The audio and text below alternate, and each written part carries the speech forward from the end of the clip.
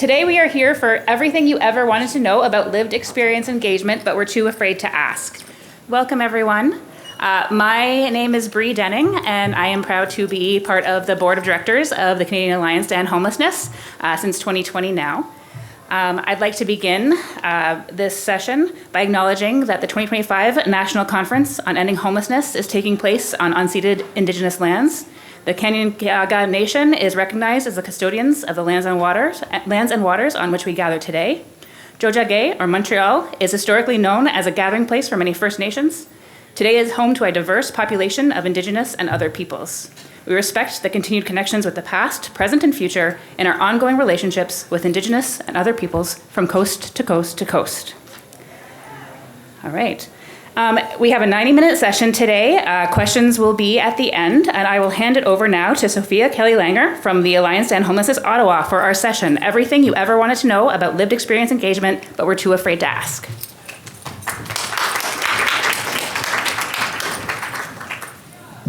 Hello, thank you so much for coming. You are too kind, and I apologize for any inconvenience related to the double spot in the program. I'm so glad to see most of you stayed with us, whether intended or not, and hopefully we'll make it worth your while. One moment while I just pull up my notes. All right, so before we get any further, I wanted to set the stage that this is a follow-up session. Some of you might have been with us last year, for others I might be a new face. But last year we came up with a pretty neat idea. We took our team at the Alliance to End Homelessness Ottawa, our team of folks with lived experience of homelessness, and we also took a group of folks in the community that we had worked with. We brought in funders, we brought in educators, we brought in community services, all people who had integrated lived experience into their processes.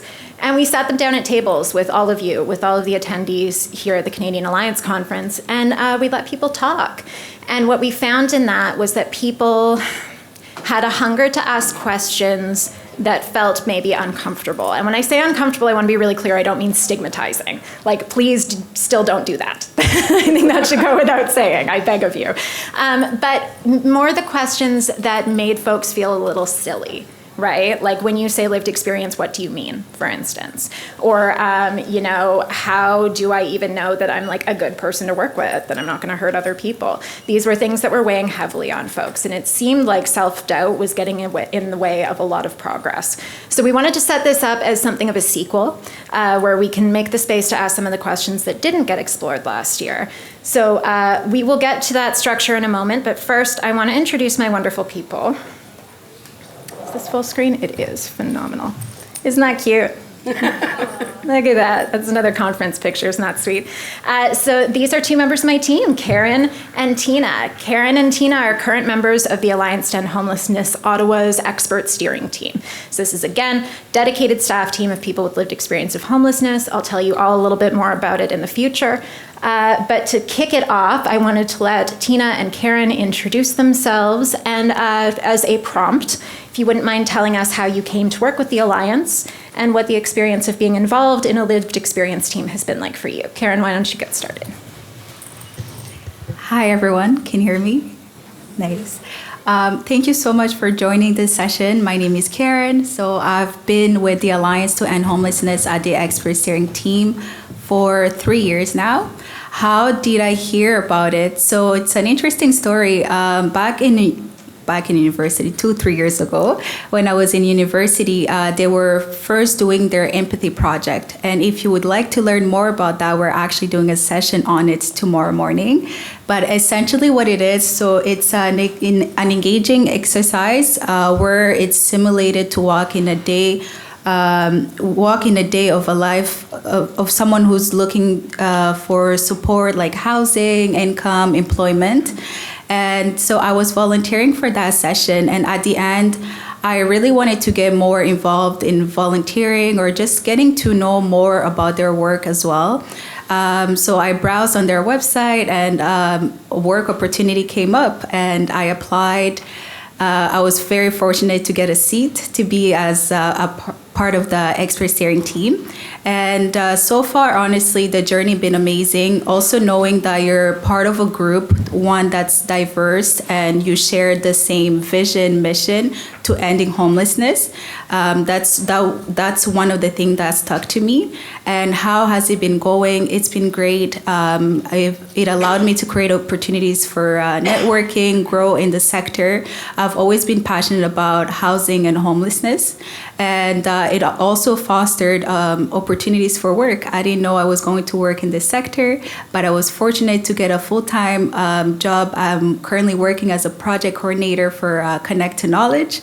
And it's been an amazing learning journey for myself. And what I bring to the team is as a newcomer person. So those are the expertise that I bring to the team.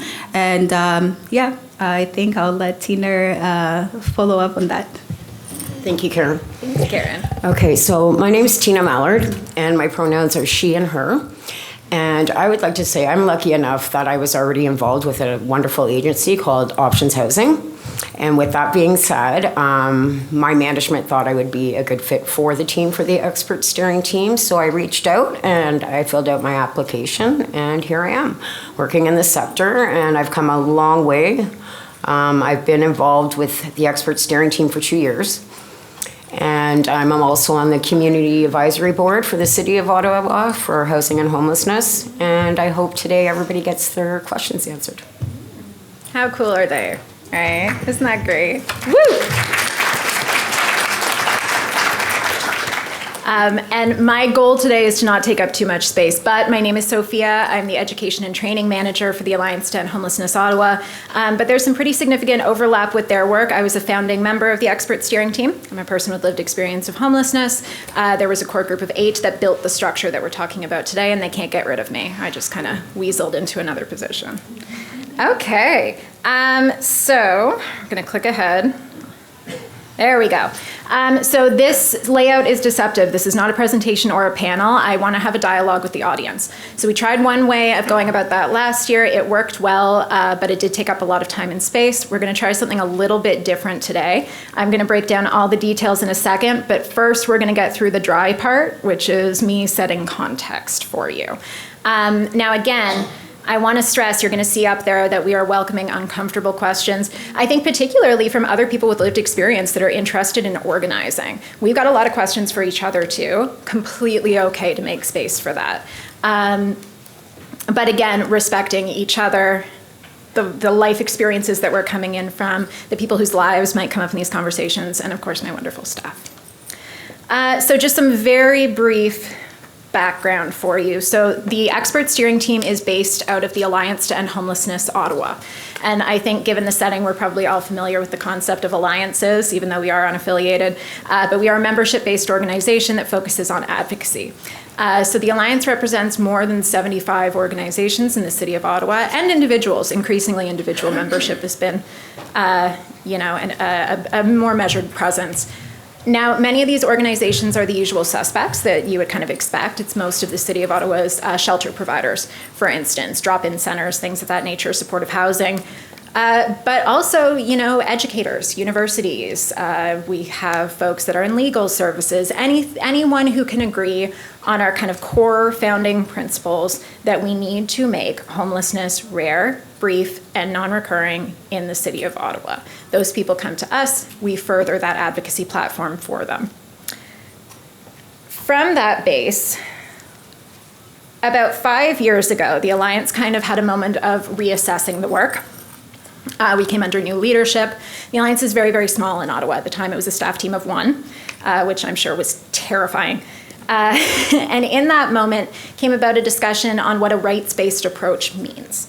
So we talk a lot about housing as a human right, of course. I'm sure that's not news to any of you. But that's a right that is enshrined in legislation. This is something that is not theoretical at all. People who are experiencing homelessness are by definition rights holders, and they are not having their rights upheld. And the UN sets standards for what a rights-based participation means within that context. So if you are someone that is operating your organization using a rights-based approach, you are looking for the participation of rights holders in all stages of policy development.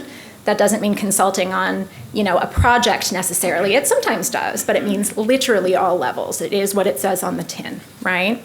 It means the fair compensation of value and valuing of people with lived experience. This is one we get really stuck on, right? Because we're getting a lot of conflicting advice about what that means.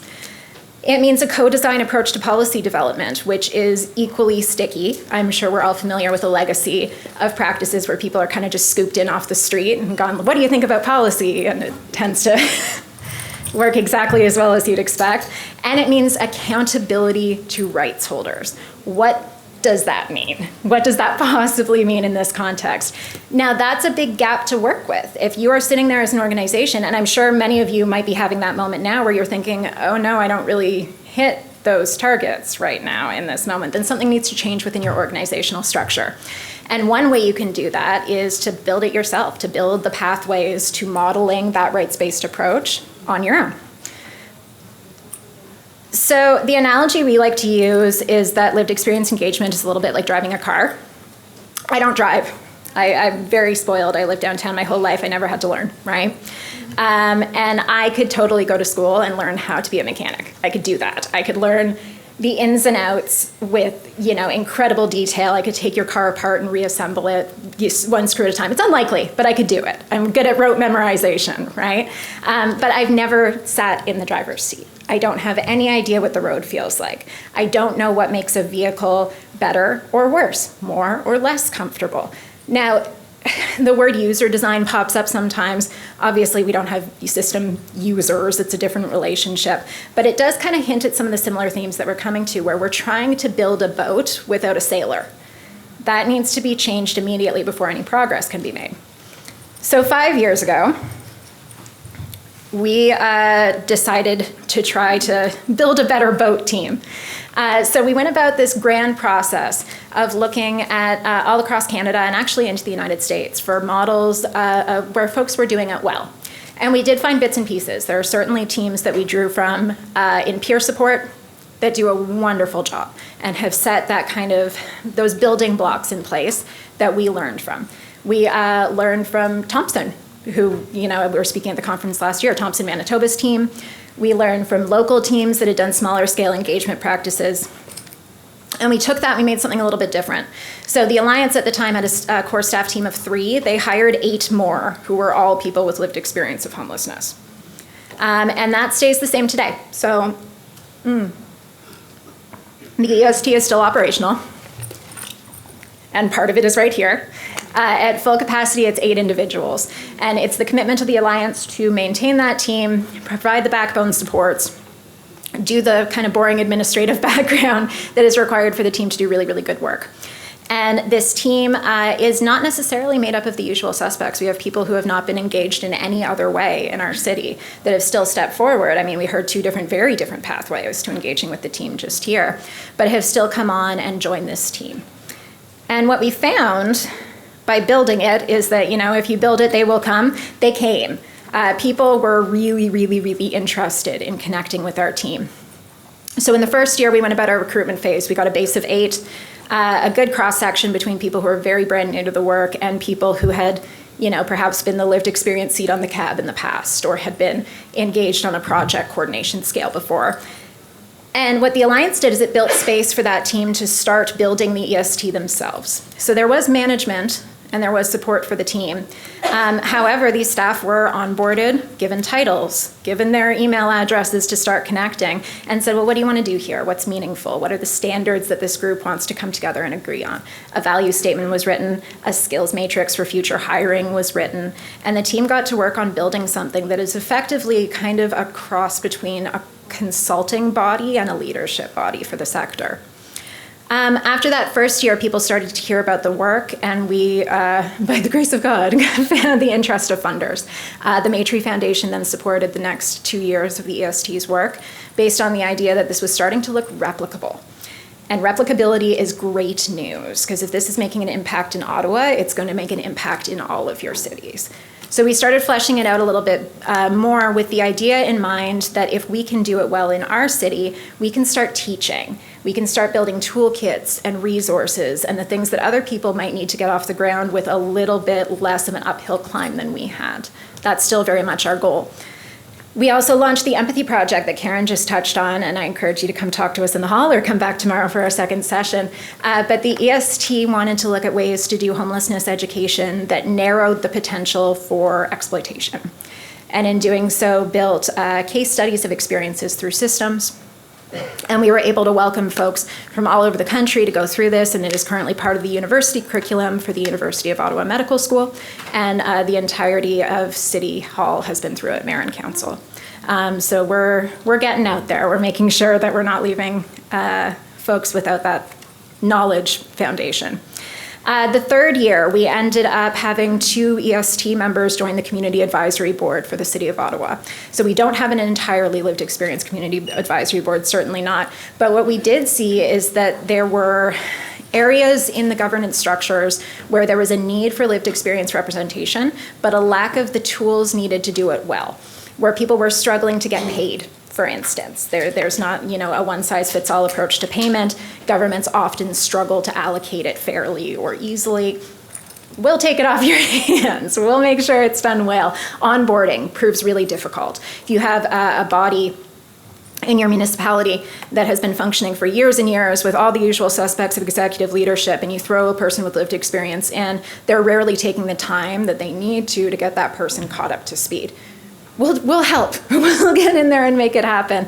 And it really took off. I think we did an awfully good job of convincing them of the model. So when the City of Ottawa made the decision to jump in on a new governance structure for the sector, the Housing and Homelessness Leadership Table, which is a joint table between the city and the sector, it was the interim group, the planning group, had 2 members from our expert steering team in attendance, and the first term of 3 years has an additional another 2 members that have come and taken on those seats. So what we found is when we had something more ethical, more actionable, with proven results ready to go, people were taking us up on it very, very quickly. And that includes the Canadian Alliance. Last year, the EST did the planning for the lived experience stream of the conference. If you visited the lounge and you saw some of the activities we had going, that was us. We were able to bring on peer support workers to temporarily join our team. We had a wonderful time. We started to see agreements forming with the City of Ottawa that were on paper, on contract, things saying explicitly this is the role of your organization in relation to ours. We're non-government. We are not employees of the City of Ottawa, but we are seeing that very consistent engagement between the 2 of us. And we entered into a 3rd recruitment phase. We were able to hire for a 3rd time. We're bringing in new and different faces. We aren't able to have as large a team as we'd like now, but the hope being as we grow, we'll able to introduce more individuals. And we're constantly expanding this resource and this wonderful list we have of people with lived experience of homelessness who are interested in this nature of work that can and do come in for additional work in our sector when there are studies coming through and focus groups and community gatherings. We're now on year 5, where we have a best practice toolkit extension that has been funded. We're putting up some web-based tools that should be launched in January, with the goal being that we have something really tangible and accessible for other teams that are looking at doing similar work. So those pieces where, who do I hire? You can print out this skills matrix that, the Ottawa Alliance uses, and it's right there and it's ready to go. What does a contract look like in this kind of work? How do you charge people? How much? What do I do about this? It's there and it's coming. We're getting ahead of the horse a little bit there today, trying to answer some of those questions for you. And we're also partnering in a formal capacity with the City of Ottawa on our 10-year plan refresh. So this is a 5-year checkpoint. It's not the 10-year one, but the 10-year one, we are primed to jump right back in there. And the EST has been doing really wonderful work there. So that's just a little snapshot of where we've been. Okay, I'm taking a sip of water and then we're gonna have at it. One moment. Okay, so here's the process. No, I lied, I'm still thirsty. The next slide has a QR code on it. And the one after that, that's a different QR code for if the first one fails. But I'm optimistic about the first one. And it's configured to take questions anonymously. We had a great time last year. We had great conversations, but there were still kind of people sitting on their hands looking awkward. And I understand that, right? We are like completely not on the same page as the sector necessarily about like what some of the words I just used mean or how you might integrate this into your organization. In fact, I think many of us still think that we can't integrate this into our organization, that this is not applicable. Well, I don't do advocacy and I don't have funding, so I can't put together a team. But you do something, and that something I would believe likely has room for the integration of lived experience leadership. So what we wanted to do this time was pivot to something where we can kind of get questions out that might sound silly in your head, but would sound great out loud. So I do encourage you to submit. Now, you would need a phone to scan the code. If that's going to be an issue in any way, please don't worry. I will pause partway through to take questions from the microphone. All of the questions are going to Karen or Tina, so this is the end of the boring Sophia talking part. I am hoping that we will be able to at least broadly answer some of the things that come up today. If we can't, like I said, we have a toolkit launching in January. There will be a website going out along with it. My hope is to put up an FAQ where we'll be able to respond to anything we can't discuss today and maybe some of what we do discuss today. So with that in mind, if I didn't leave anything out. I did not. Okay. I'm going to skip ahead. Don't worry about being rude or in my way. Please reach over and scan if you would like. There will be a QR code. We'll be able to start taking questions. So I'm going to switch and then I will pause. Boom. Oh no, it got squashed. Darn, the turn got squashed down. It's the word turn squashed down. Does it scan? Okay, amazing. Pretend you didn't hear that.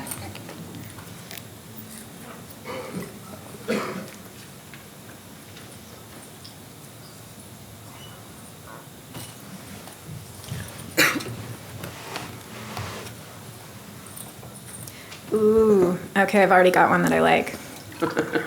Great. Does that make you suspicious, Tina? My goodness. I'm getting ready. Okay, so in short, we have someone who has been dealing with confidentiality. They're wondering how, as a leader, they can approach appropriate boundaries without shutting down discussion. I don't know. What do you mean, with your client or with the actual? I'm happy to speak to it. I don't care about being honest. Okay, come on up to, there's a microphone. Very prepared. Okay. There is a microphone. You can walk up. There's one in that aisle right there.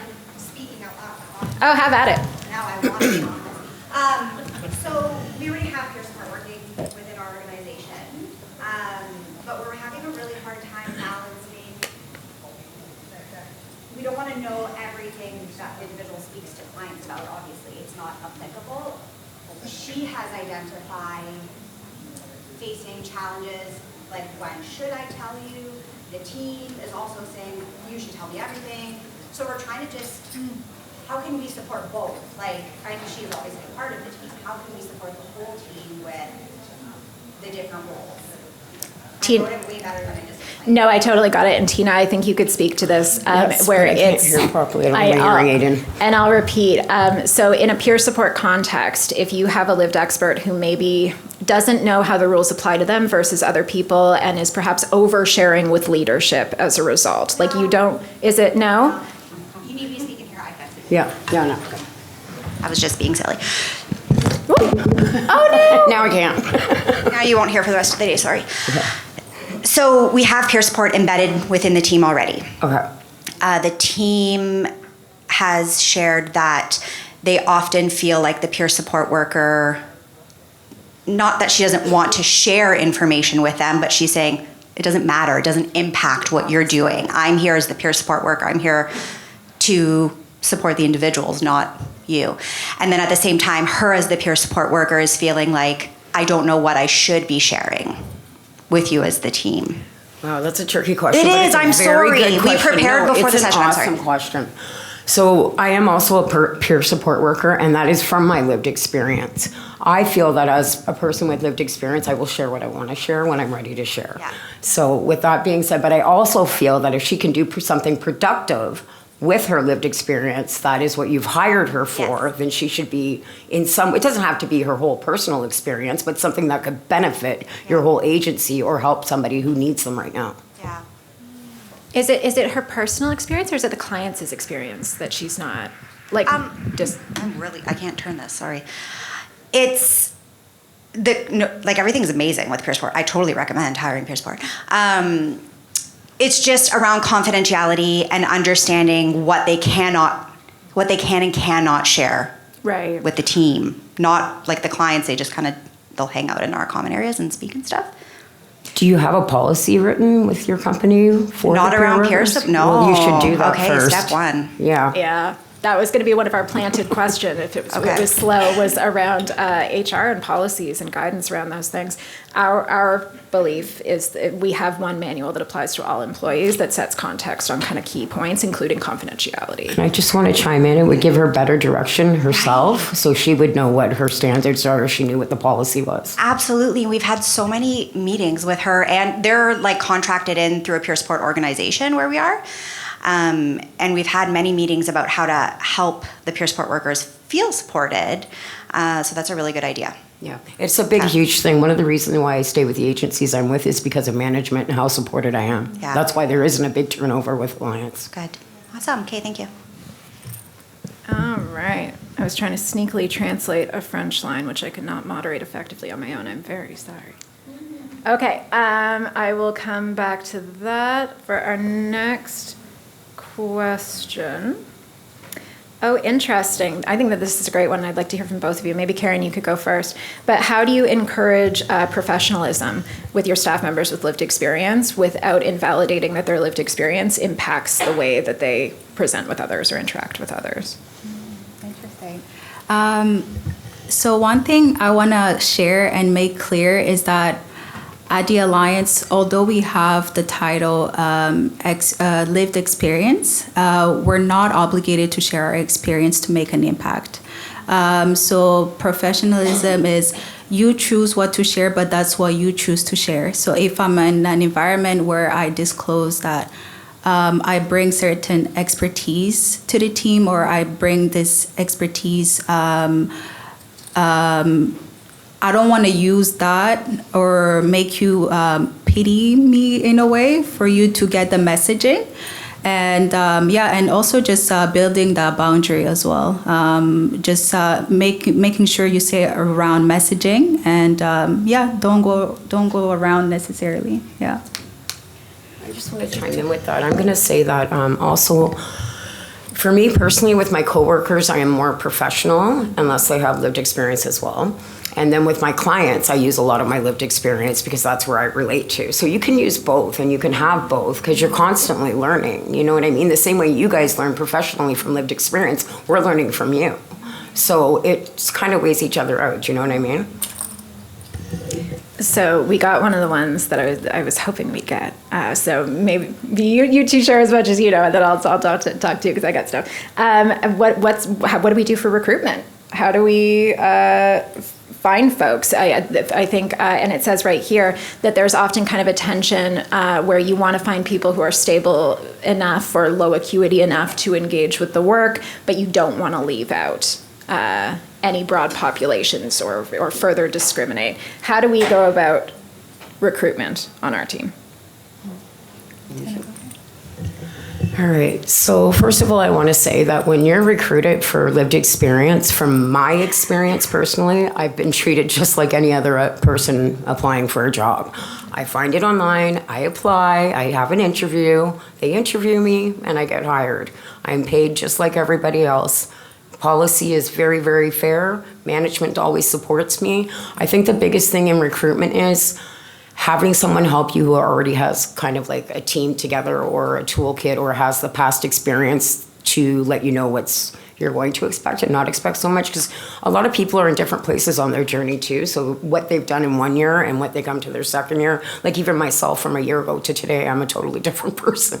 So you just keep growing, and it depends how long. I've only been in the sector 2 years, and that's it. And before that, I was out there for 22 years. So I'm happy where I'm at, and I've had no bad experiences with finding a job or the way I've been treated through agencies. I just think that title of lived experience, if that's what you're looking for and you're just looking for lived experience, that's not the proper way to go about it. Treat anybody like they are a human being, sit them down, talk to them. And if you're like, well, I just need lived experience on my team, no, you don't. You need that person for a reason. What is the reason you need that person on your team? And then see if that person has the qualifications that you need to make your team bigger and better, and then that's where they know, and they know their title, and everybody's happy. And so just to add on to that, it should always be equitable, be transparent, and have it as low barrier as much as possible. And if you're recruiting, depends again on your organization, but word of mouth, community health centers, even through partners as well. That's how we do our recruiting. And make the job description very clear, the responsibilities, and what are the expectations as well. And I think the one thing I really value is transparency through recruiting. And inclusiveness. Yeah, that was very comprehensive. I thought I'd have more to add. But, having done the recruitment phase for our team 3 times now, it honestly hasn't been a tremendous issue. I think we're very, very transparent. We are very clear about what we are asking for. This is the goal. And the applicants we get have all, I don't think we've ever had a situation where I've seen like major safety red flags for someone in the onboarding process. Now, we certainly do get people who are like, this is very fresh for me. I'm in transitional housing. I need you to buy me a laptop to make this work. And we buy the laptop. It's company property, but it exists. We expand how much we are willing to work to make this work. And it has been very, very successful. But I do see a question here that I think is going to be pretty important for gearing the rest. But someone is wondering what the difference is between the EST or similar kind of consulting, advising, system planning related lived experience teams and peer support. Do either of you want to really jump to that, or should I? I'm looking at Tina too. Tina does both. So Tina, what's the difference between this and peer support? Okay, sorry, so can you tell me the question again? What's the difference between the EST or teams like it that do more of the, governance side versus peer support? Peer support is more one-on-one, and it's more sitting down with a client to their needs and what they need at that moment, because they can have different crises every day. So on a drop of a dime, you have to be ready to what it is. You need training. Like if you're in the right agency, they'll train you. They'll take care of you. So that's peer support. Now, being on the expert steering team is totally different. We're more into educating people, making toolkits, presentations, going out to House of Commons, teaching them about empathy. We're going into universities, colleges, all kinds of places. So it is a really big difference, but my expertise from my experience on the streets is what we're hoping will help change policies and the cracks that are in the system. Because if we can catch those cracks before they happen to people, then we wouldn't have the situations we are. So that's the bigger goal. But the expert steering team and peer support are very, very different. Mm-hmm. Karen, did you have anything to add, or is that I think she said comprehensive? Yeah, I think if we refresh back through to the slide on rights-based participation, right, where it said that we need the involvement of people with lived experience at every level. That includes from frontline, project design, development and evaluation, implementation, all the way up to, that very high level policy. And I feel like the EST works quite well in that kind of middle space. I just want to add in too, on our team with the 8 people, we have almost everything covered, and I'm not over exaggerating. It's such a diverse team. I've even learned myself from them, from things like newcomers and stuff like that. And it's just amazing, the team, the support, the respect, the inclusiveness. It's so important, and the management gets it, and they have the patience and the time with you. Life skills is a hard thing when you've been out there for 20 years and you're looking for a job and you come in. But they have the patience to talk to you. They want to help you, because when you want change and you're ready for change, you need it then and there, especially when you're coming from the streets. So we don't judge anybody. We want everybody to have a good place on the expert steering team, and we want you to have your teams too. Good plug, Tina. I like that. Don't let him off easy. So actually, this is a great segue. How do we go about ensuring that our team is as representative as possible of the broader community? Karen? I was expecting this question, so I had something written. So one thing that we don't do is we don't want to check the box. So we don't hold a specific position for a specific representation. So we try to have our team as diverse as possible. And when I say as diverse as possible, we mean it could be your personal experience, it could be your professional experience, because if someone could be bringing experience from navigating the system, but you could also bring professional experience. Maybe you're someone who's a researcher, right? But we both have something in common. We both have the same vision, and working together, we can get to that. So we have a broad range of representation on the team. It could be Indigenous, newcomer, and if we see that there is a gap missing, that's where we convene together as a team to identify that gap, but we don't hold necessarily that spot for that representation. And the other thing that I want to say too is good for our team, we have diversity in terms of gender, age, and so it's something that I would also recommend if you're looking to build your own team as well. Just because there's a younger person, perhaps they have something to contribute, and someone who's older, senior, they have something to contribute as well.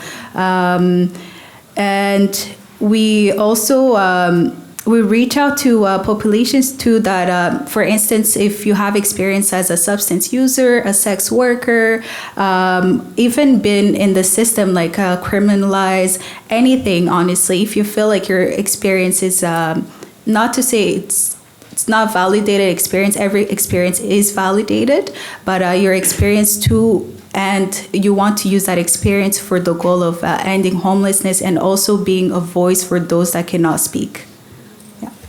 I just want to chime into that, why lived experience is so important too. It's just like someone who went to school for 6 years and you guys have done all this studying over and over again. There's no way I could pick up that test and do it.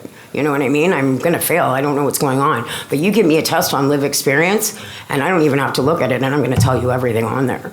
You know what I mean? So it is very, very valuable because it's in the system today and people are learning from it. It's needed. You know, it's a necessity now.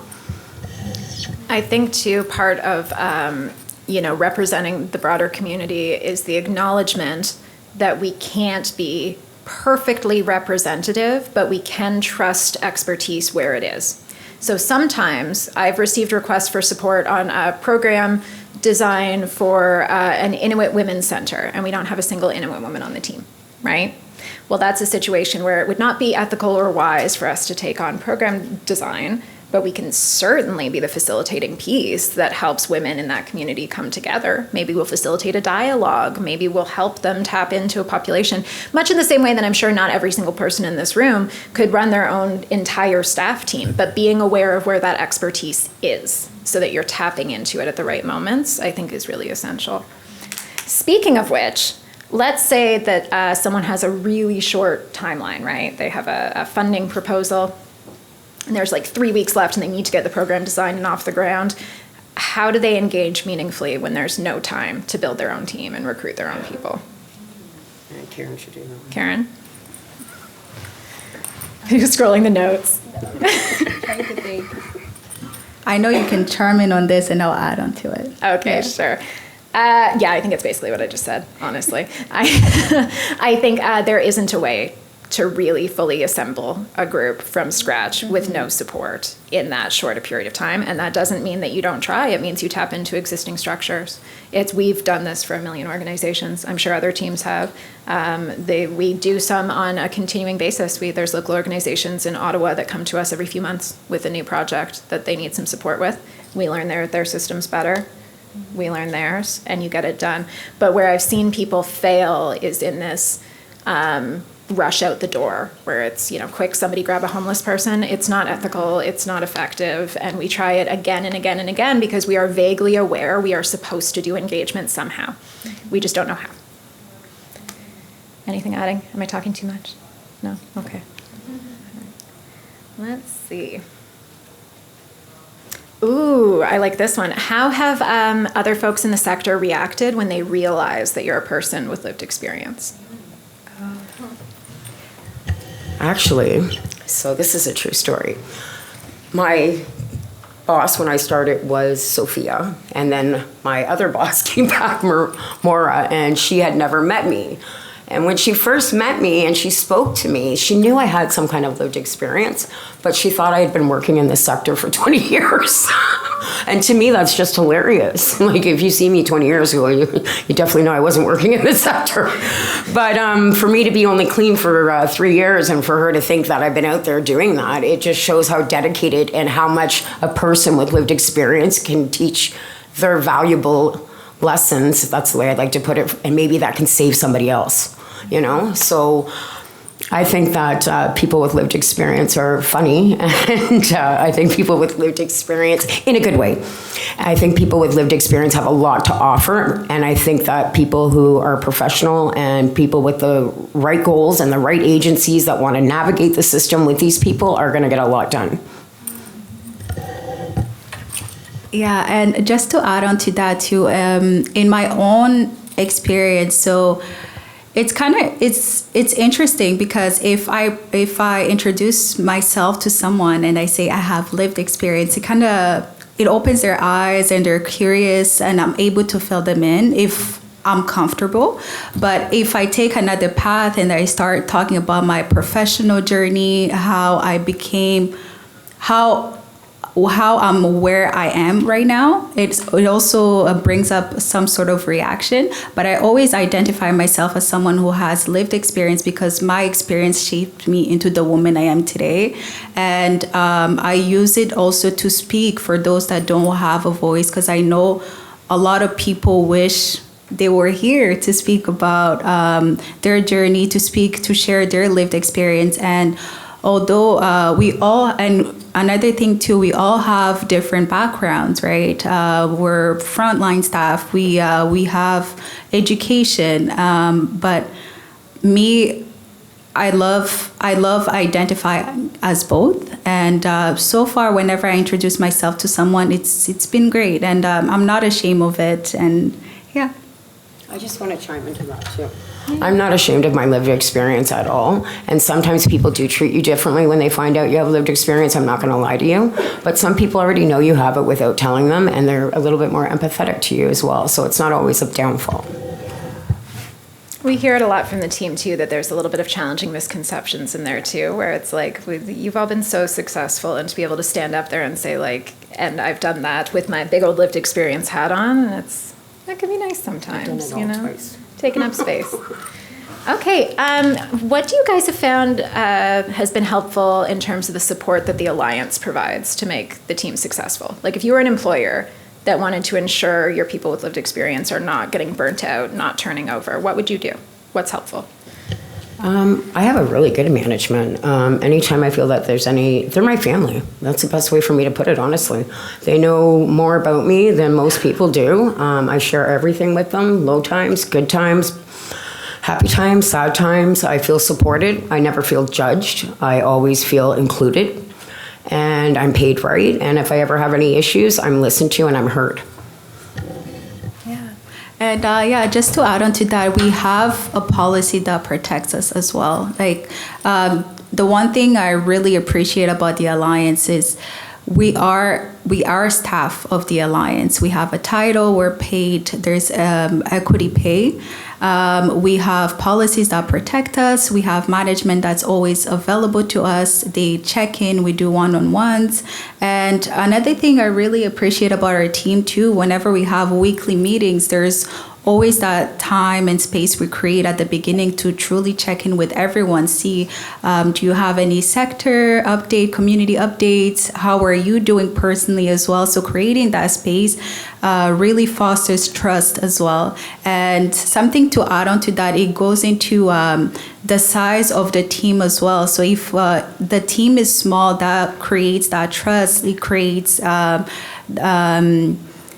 it just creates also genuine conversations, and you feel comfortable. I feel comfortable sharing my experience with these people because I know in the end we all have the same goal. Thank you.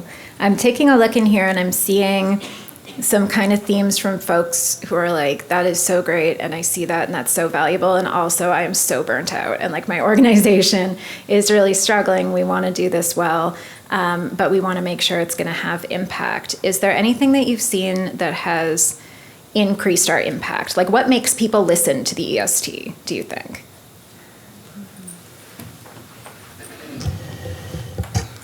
I think a big thing is the lived experience because we have such a diverse team with people with so many different backgrounds. We almost have someone who fits everybody, if that's the way I could put it.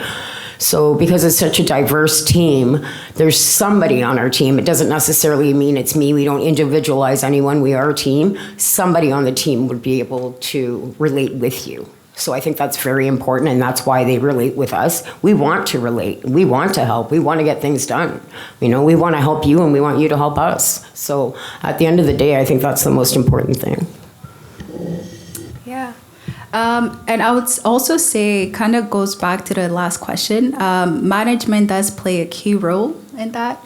And one of the things that I, again, appreciate about the Alliance is that we have terms for any projects perhaps we want to take on. If we feel like one of the projects that we're getting has some sort of, we don't feel comfortable, there is tokenism in it, we won't take it because we discuss it as a team, and there's transparency from up down within the organization. And that's something to think about and also bring on to your teams.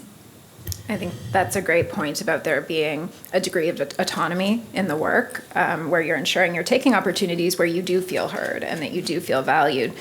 I think so much of this work about these presentations is about being a more ethical employer. And that means going to bat for your team, right? That means sometimes the recognition of your organization and the consistency of your team to stand up for your people and ensure that they're being heard, and not accepting anything but that is what does make the difference. And then after a certain amount of time, I think the proof is kind of in the pudding, right? It's after X amount of successes, people do start listening to you. Okay, let's see. Oh, you're all so lovely. Thank you for actually asking questions. That would have been embarrassing. 90-minute session. I'm like, if you're dancing. Okay, what about interpersonal conflicts on the team? How do we navigate it if people have a harsh disagreement? All right, so we do have disagreements, but I wouldn't say any conflicts. I've never seen any conflicts on the team, but we definitely do have disagreements. So we speak it out until we have a solution. We come to a solution. We never leave the table angry as a team, and that's a big thing for us. We respect each other. We listen to each other. Even if you don't agree, you can still listen, and then we come up with something so everybody's happy. We never individualize one person. We do everything as a team. It's set as a team, and it's a team decision. I would say, just to say there is consensus. So if ever we want to work on something, if there is conflict, we always discuss it and hear everybody out too, because there is no opinion that's not validated. Every opinion matters. So we speak it out and come to an agreement. And we all really respect each other as just individuals, you know what I mean? Like, we care about each other, so it makes it really easy to be a team. Yeah, I mean, you hire people in any organization largely based on fit, right? And commitment to shared values and for the ability to do the job. And this comes up pretty frequently as a question. And we always kind of chuckle about it because we're like, what conflict? It comes up much less than you would expect. And I think it's because of that commitment to consensus building, for sure. Let's see here. Actually, do we want to take a pause to see if anybody wants to do mic questions? Is there anybody who's more comfortable not on tech? Or are we good? Show of hands. Anybody burning? No? Good with phones? Okay, we're good with phones. We'll continue. Put your hand up if you need my attention, and I will talk to you. Okay. How do we make sure our organization is a safer place to work for people who might be in recovery, who might be navigating their personal triggers with a harm reduction friendly work environment? I knew that was mine. I knew that was mine. Call us out, Tina. So we do have policies on use and drug use. The thing is, you can use, just don't use while you're working. That's it. That's what it comes down to. You're a human being. Whatever you do on your own time is your own time. But don't use when you're with clients. Don't use when you're working. That's what we do. You know what I mean? Like, you're not going to go to work. Most people don't. It's the same for us. Just because you have lived experience doesn't mean we go to work drunk or high. You know what I mean? We have the same expectations as everybody else does. But whatever I do on my own time is my own business. Yeah, and just to add on to that, that policy does apply to the whole team, not just the lived experience expert steering team.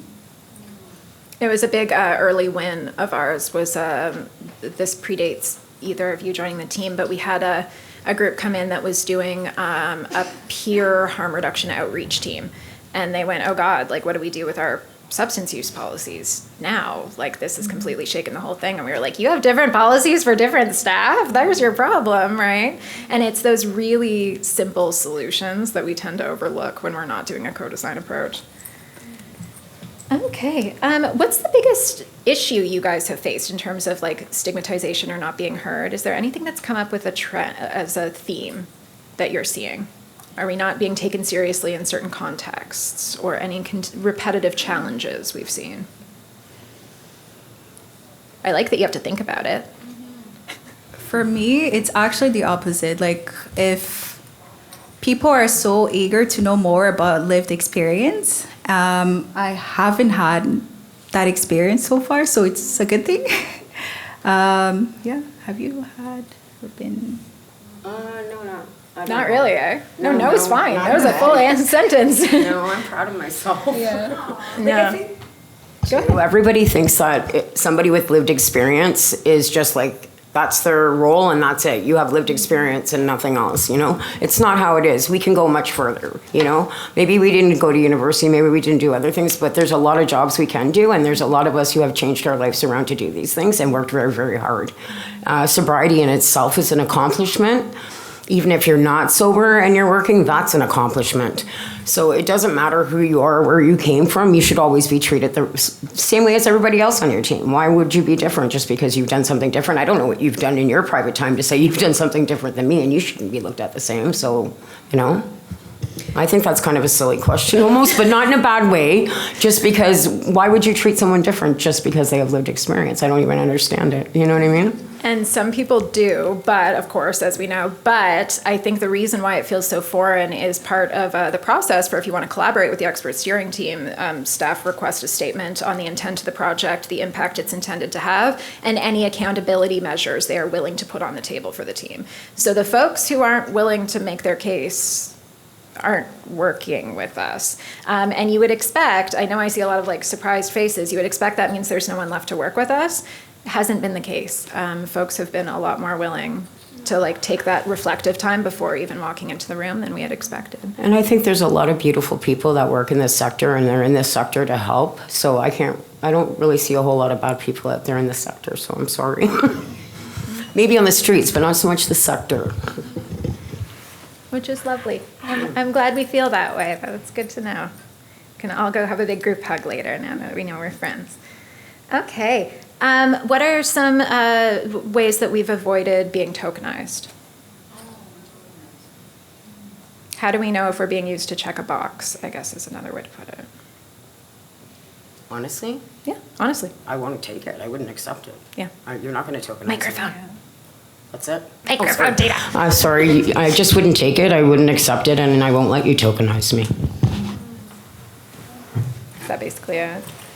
Yeah, again, it's we come at the work from the understanding that we have the resource that other people need. And maybe that's the reframing that needs to happen. People with lived experience are not kind of like a supplemental element to a project. It's the thing. That is the knowledge that we are all trying to tap into. I kind of feel like that's what we're talking about here, as in the expert steering team. It's exactly the opposite of tokenism. It's a team that's respected and cared about and wants to make a difference, who has experienced in some diversity, some member on the team of something that you can relate to. And it's so important as a team. Like, I wish my whole team was here just so you could meet them all, but they're awesome people, and I love my team. It makes a big difference. Tina's our cheerleader. Isn't she sweet? I love it. Okay. Let's see. Where would we recommend best leveraging lived experts? Like, what kind of work is best if there is funding available? Where do you hire the people with lived experience? In clinical settings? governance, peer support. Like, where would you find people to hire for lived No, like experience? what's the best position? Like which people in this room should hire people with lived experience? Peer support workers. Oh, you mean who should hire them or what they should be? Like what kind of roles? Peer support workers. I think peer support workers are awesome for, isn't that what you asked me? It's exactly what we were talking about outside, right? Like how do you choose which positions to put the lived experts in? Oh, I would. Peer support workers they're awesome. And also for the empathy project, which we do. That's But- true. Peer support workers are incredibly high impact. Yeah, Much, peer much support better. workers, I find that, well, maybe it's because what I do, I work in housing, so I relate with a lot of people who are vulnerable and a lot of people who've been through a lot of trauma, and it's community housing. So I'm constantly relating with somebody or talking with somebody, and I think that it's a huge difference between going through a tenant support worker and somebody with lived experience as a support worker, especially when you're in housing or wherever else you may be, and they just don't seem to understand, and they don't, and they're not going to get it, and they're not going to feel the way you feel because they haven't lived the way you lived. So I think peer support is a huge thing out there for people with lived experience. Yeah, just to add on to that, I think in all positions, honestly, it goes back to your organization. Like, what do you need lived experience for, right? So evaluate, it's actually, I would turn the question back to you. So if you're looking for lived experience in which position, and then that you have your answer. Oh, do we have a hand? There's a mic, if you'd like. No, I think they can hear me. Hopefully. Oh, yeah, subtitling.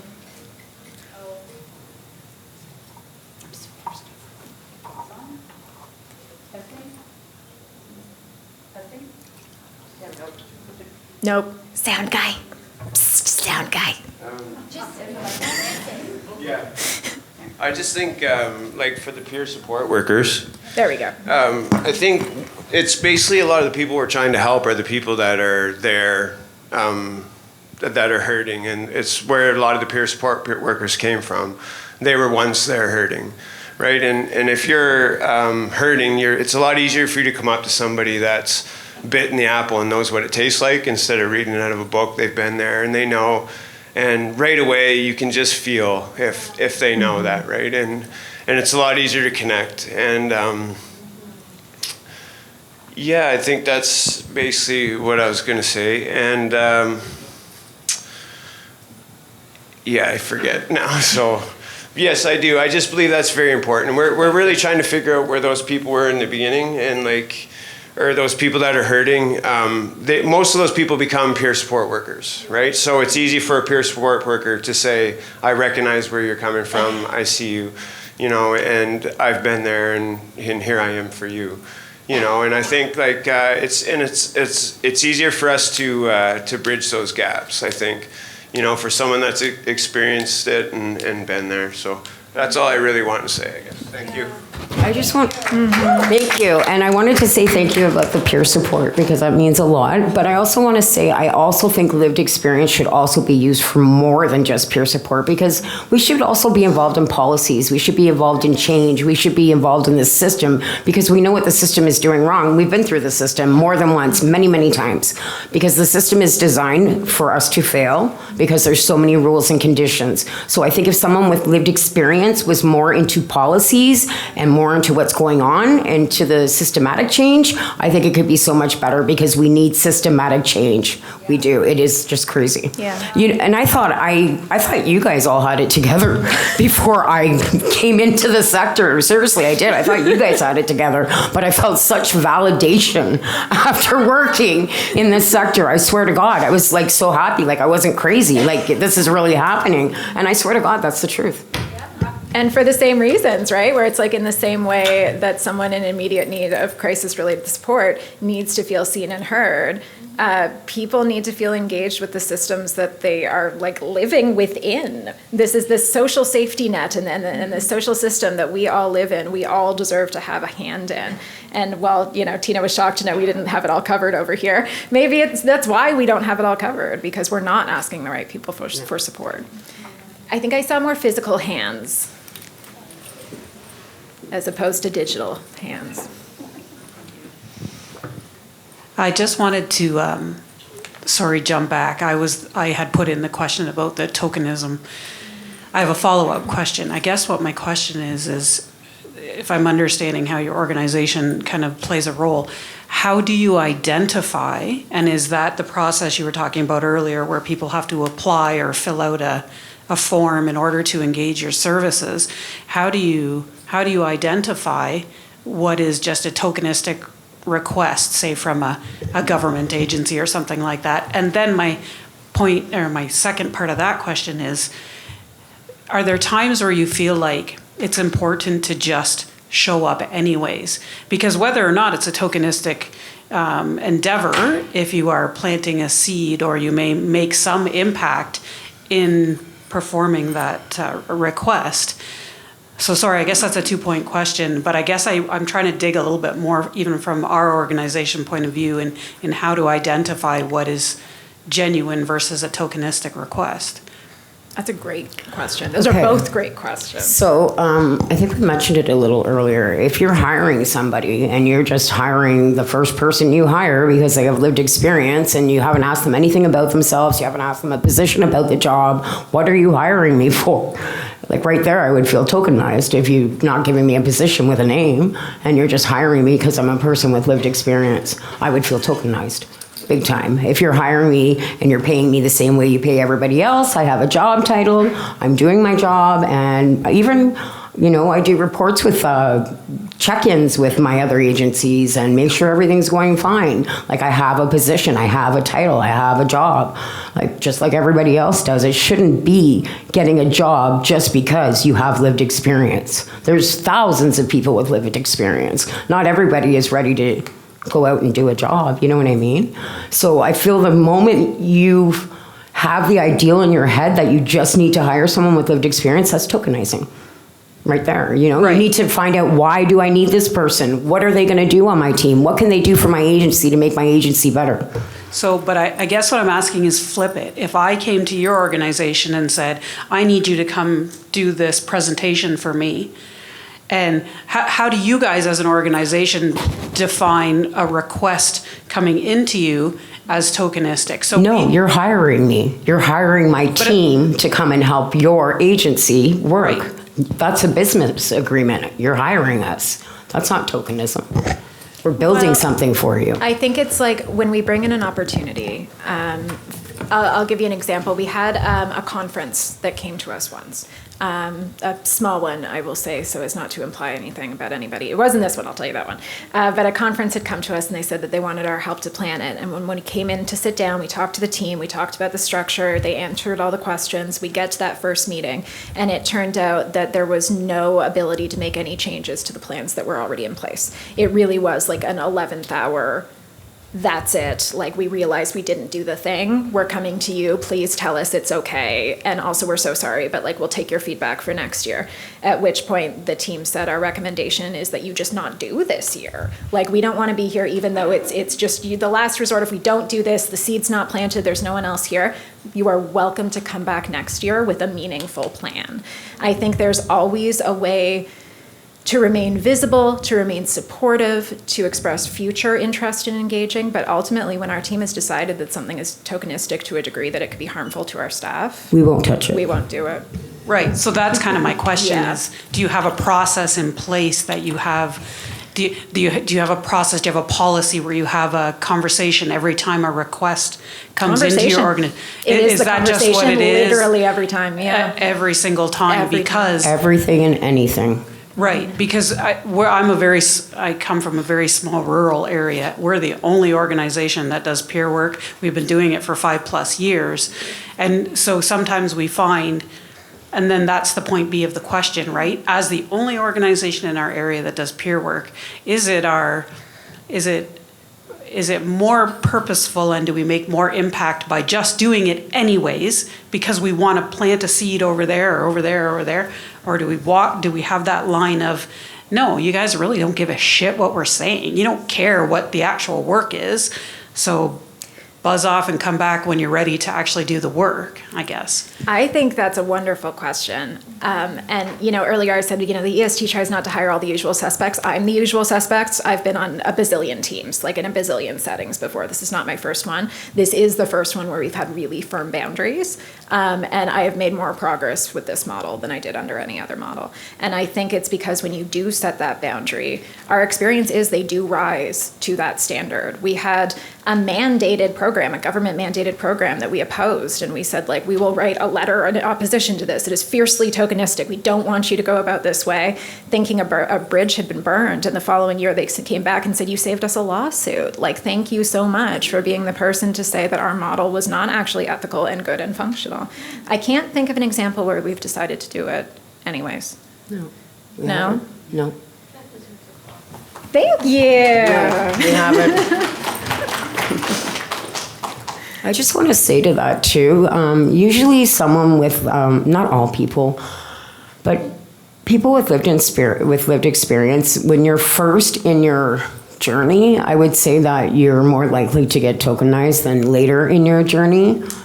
And I think that's because you even learn to understand the words, because a lot of people don't even know the language. When I first came into these rooms and you guys were talking, I felt like I was Chinese. I don't even know what language it was. I couldn't, right? But now I do understand all the words and what's going on, and it's in the sector. And I think people with lived experience are very, very valuable. I think that we want change, you want change, and I believe we can make change with these policies. And I think that people with lived experience also now know that how valuable they are in this sector, and so that makes them feel respected. It makes them feel like they're achieving something, especially when you've been told your whole life you're doing something wrong, and you're finally told you're doing something right, and you're helping the people that you once were. You feel like an amazing individual. So I think that's the difference too with lived experience people out there helping people.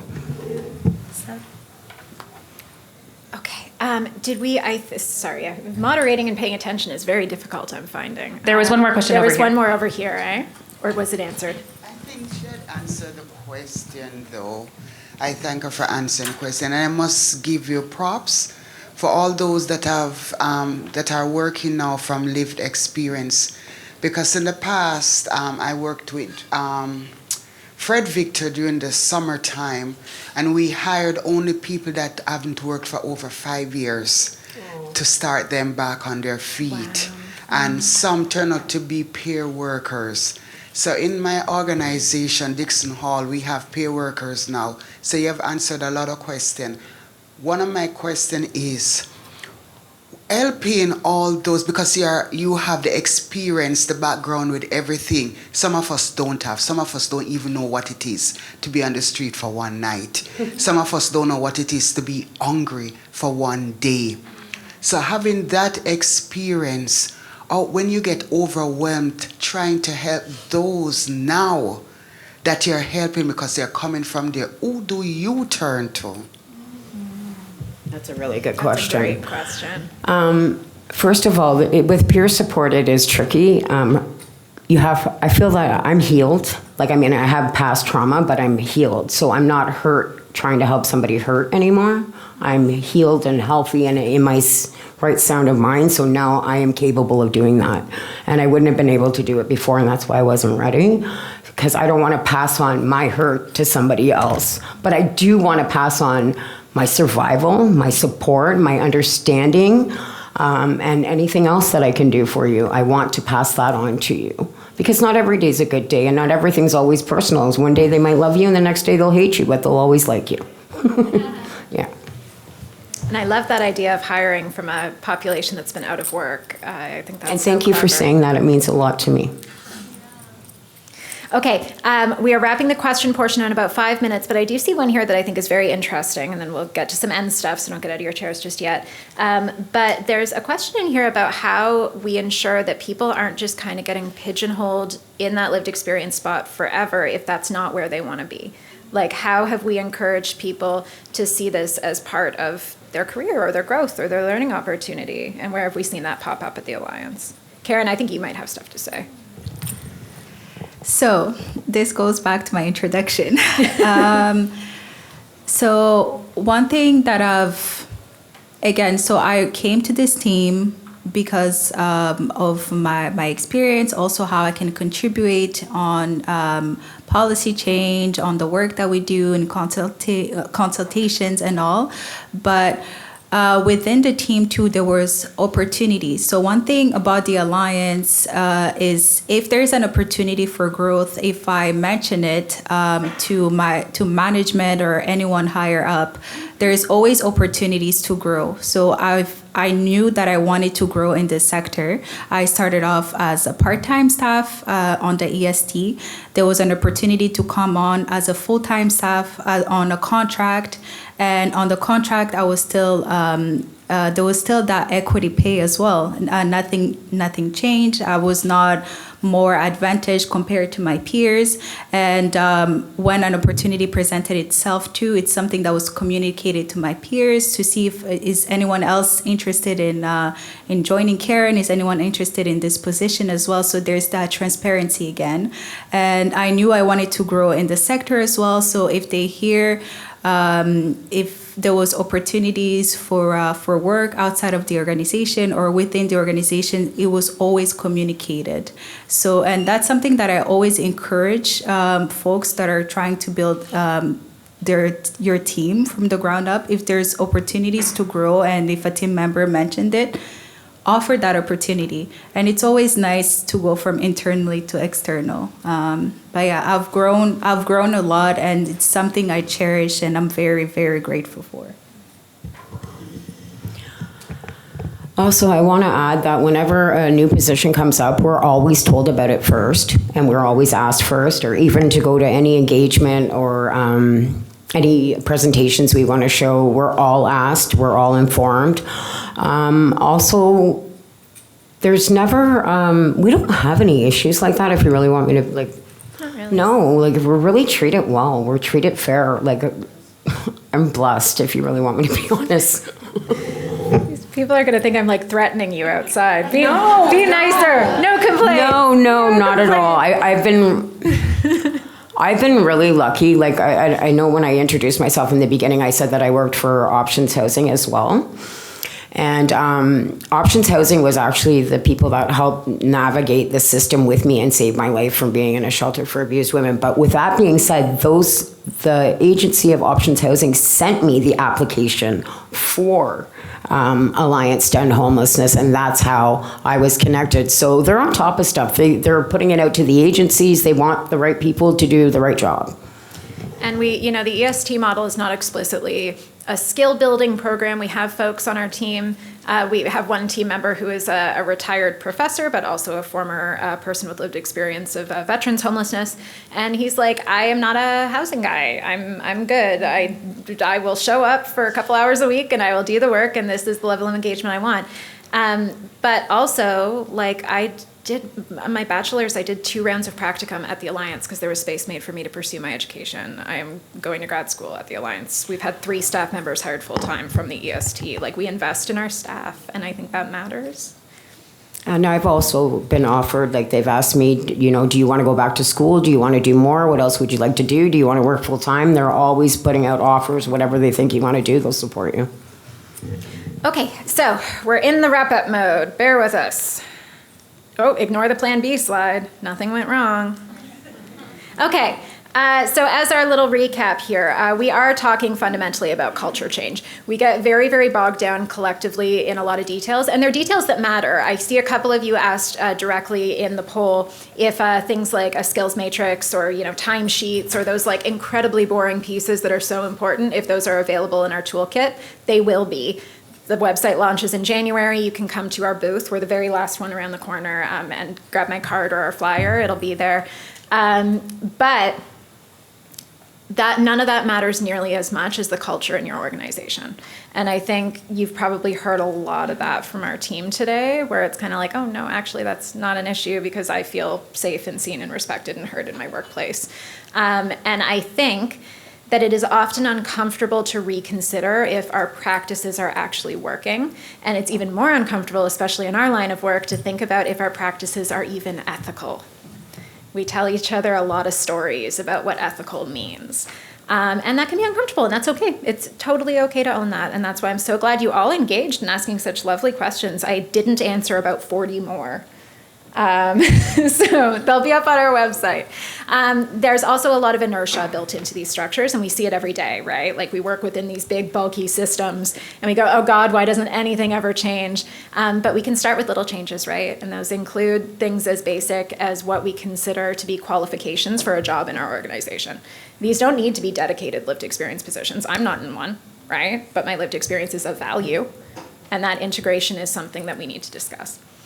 And of course, it comes back to the intent, accountability, and influence of each project, and the willingness to ask an expert. You can't do a rush job on this, but you can reach out to others. It doesn't need to be us. It could be us. You could call us. We'll help you. But it could be a team in your own community who's doing really good work. We don't need to rethink the wheel, right? Okay. Oh my goodness, we're doing better for time than I thought. Okay, so I want to take just a minute to go. I'll go Karen and Tina in order. Karen, just briefly. What do we hope? If they remember one thing, what would it be? So there's this line we always use in our team and at the Alliance is nothing about us without us. So meaning if you're looking to create policies, making decision, or build a program around lived experience, include them. So yeah, that's one thing I want you to take with you today. I would like you guys to take housing, then healing. You cannot heal without housing, and I think it's a big, important thing, and I just want you guys to remember that. Housing, then healing. Okay, I probably could have done one more question, so you're all getting an extra long break. You're welcome. Last thing, I am a tech genius. I created this QR code that will the whole email exists. You scan it, your email pops up, made out to us. It just says, hi, I need more information. Sign your name on it, send it. I'll get back in touch after the conference. We all do that thing where we type our emails in really tiny font on a slide, and we're like, why did no one follow up? Because nobody's going to manually transcribe your 800-character long email address. Please, please, please feel free to get in touch. We are so happy to be of support. I just heard in the other room that a team we consulted on the startup for in Moncton just incorporated, and they're their own thing now, and they're doing so great. So we're starting to see those offshoots of this work coming up. We'll be back tomorrow, third session block, to talk a little bit about some of our educational work, and we are available at that booth over there. I will linger until they kick me out of the room in 10 minutes if you want to ask me questions. Thank you so much. Thank you. Good job, Karen.